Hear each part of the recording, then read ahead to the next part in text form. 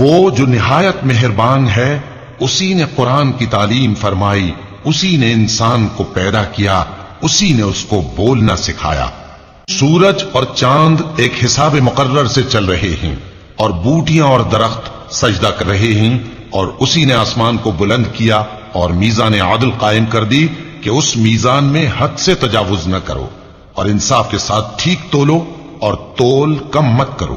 اور اسی نے خلقت کے لیے زمین بچھائی، اس میں میوے اور کھجور کے درخت ہیں جن کے خوشوں پر غلاف ہوتی ہیں، اور اناج جس کے ساتھ بھس ہوتا ہے، اور خوشبودار پھول۔ تو اے گروہ جن و انس، تم اپنے پروردگار کی کون کون سی نعمت کو جھٹلاؤ گے؟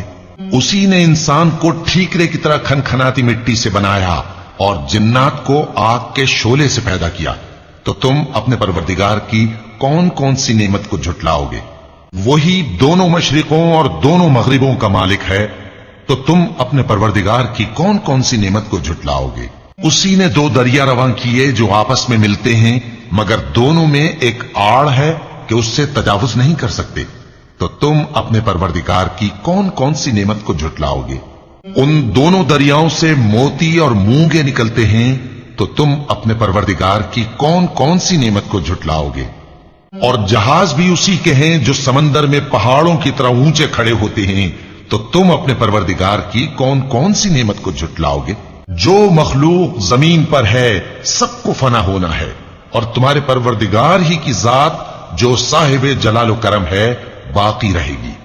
تو تم اپنے پروردگار کی کون کون سی نعمت کو جھٹلاؤ گے؟ آسمان اور زمین میں جتنے لوگ ہیں سب اسی سے مانگتے ہیں، وہ ہر روز کسی نہ کسی کام میں ہوتا ہے، تو تم اپنے پروردگار کی کون کون سی نعمت کو جھٹلاؤ گے؟ اے دونوں جماعتوں، ہم ان قریب تمہاری طرف متوجہ ہوتے ہیں، تو تم اپنے پروردگار کی کون کون سی نعمت کو جھٹلاؤ گے؟